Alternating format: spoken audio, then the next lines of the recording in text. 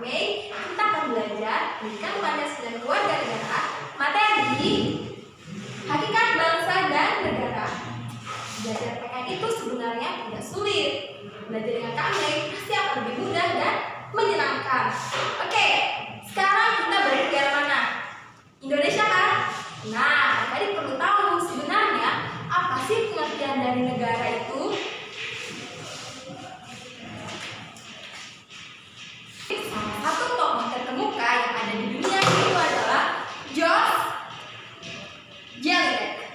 Menurutnya, negara itu adalah sebuah organisasi yang memiliki kekuasaan yang mendiami suatu wilayah tertentu. Nah, sebenarnya negara-negara itu ada 3 unsur. Apa aja sih? Pertama, kita tahu ada yang namanya bangsa. Apa sih Kak bangsa itu? Nah, di sini kami akan menjelaskan pertama yaitu adalah bangsa. Mungkin adik-adik masih bingung kan? Apa sih perbedaan dari rakyat, bangsa, dan negara? Pertama, kami sudah menjelaskan mengenai negara. Nah, kali ini kita akan membahas terlebih dahulu apa arti bangsa. Oke, bangsa adalah sekelompok wilayah bangsa adalah sekelompok masyarakat yang memiliki kesamaan budaya, suku, adat yang mendiami suatu wilayah. Itu bagian dari bangsa. Nah, sekarang kita akan menelaah apa sih penduduk itu? Oke. Nah, selanjutnya adalah penduduk. Jadi, di negara itu selain ada bangsa juga ada penduduk. Apa sih penduduk itu? Nah, penduduk itu Nah, tadi kita sudah membahas mengenai bangsa. Selanjutnya adalah penduduk. Nah, Kak, apa sih penduduk itu? Mungkin adik-adik sudah lazim mendengar kata penduduk, ya kan? Tapi masih bingung apa sih perbedaan dari bangsa dan penduduk? Nah, penduduk adalah suatu masyarakat yang mendiami suatu wilayah secara jangka panjang. Nah, itu adalah pengertian dari penduduk. Jadi, kalau ditanya misal, adik-adik bangsa dari mana? Jawabnya pasti bangsa Indonesia. Adik-adik penduduk mana? Pasti jawabnya penduduk Indonesia atau penduduk Surabaya, penduduk Jawa Tengah. Nah, karena penduduk adalah sekelompok masyarakat yang mendiami wilayah tertentu dalam waktu yang lama. Penduduk. Nah, mudah kan membedakan antara bangsa dan penduduk? Oke, selanjutnya kami akan menjelaskan mengenai unsur-unsur terbentuknya negara. Oke, tadi kita sudah membahas mengenai bangsa dan penduduk. Selanjutnya, kami akan menjelaskan mengenai unsur terbentuknya negara. Jadi adik-adik kita perlu tahu kenapa sih negara Indonesia itu bisa ada, apa sih syaratnya? Nah, di sini ada yang namanya unsur konstitutif. Apa sih Kak unsur konstitutif? Nah, unsur konstitutif itu adalah unsur yang mutlak harus ada di setiap negara. Pertama adalah rakyat. Kenapa Kak harus ada rakyat? Nah, ini pertanyaannya simple, ini sangat penting. Karena begini, kalau misalkan kita tinggal di wilayah tapi tidak ada rakyat, apakah itu akan bisa berjalan dengan baik? Tidak kan, itu akan menjadi wilayah yang kosong. Nah, jadi syarat pertama adalah rakyat. Nah, setelah kita memiliki rakyat, kita akan tampung di mana rakyat itu? Pasti kita memerlukan tempat. Nah, maka di sini ada wilayah. Yang ketiga adalah pemerintah yang berdaulat. Setelah kita memiliki rakyat, setelah kita memiliki wilayah, nah kita memiliki pemerintah yang berdaulat.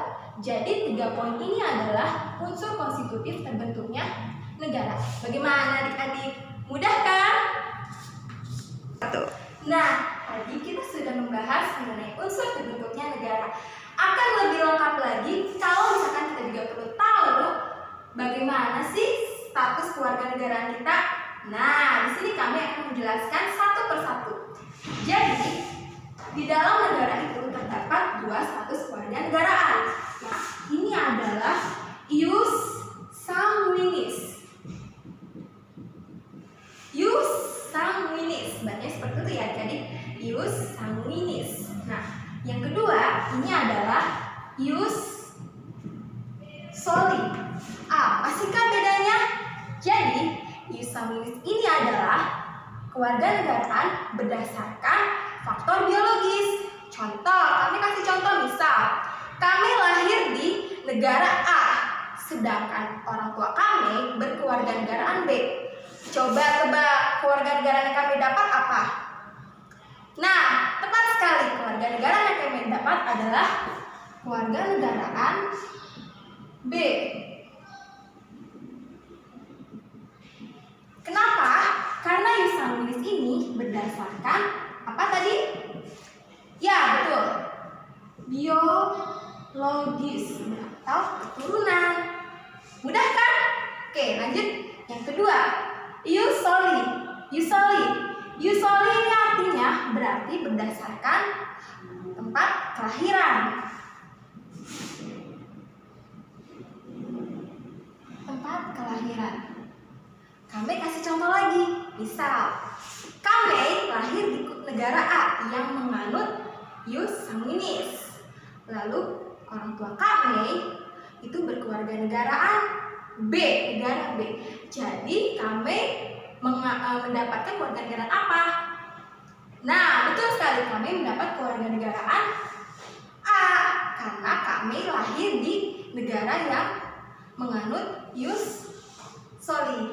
Bagaimana? Mudah kan? Kembali ya, apa aja sih? Yang pertama, itu pengertian dari negara. Jadi adik-adik, pada video kali ini kita sudah banyak sekali membahas materi hakikat bangsa dan negara. Apa aja? Yang pertama, kita sudah membahas pengertian dari negara. Yang kedua, kita sudah membahas mengenai pengertian dari bangsa. Yang ketiga, pengertian dari penduduk. Selanjutnya kita sudah membahas mengenai unsur terbentuknya negara. Dan yang terakhir, status kewarganegaraan. Nah, bersama kami belajar Pancasila dan kewarganegaraan tidak perlu takut karena kita akan belajar dengan santai, ceria, dan belajar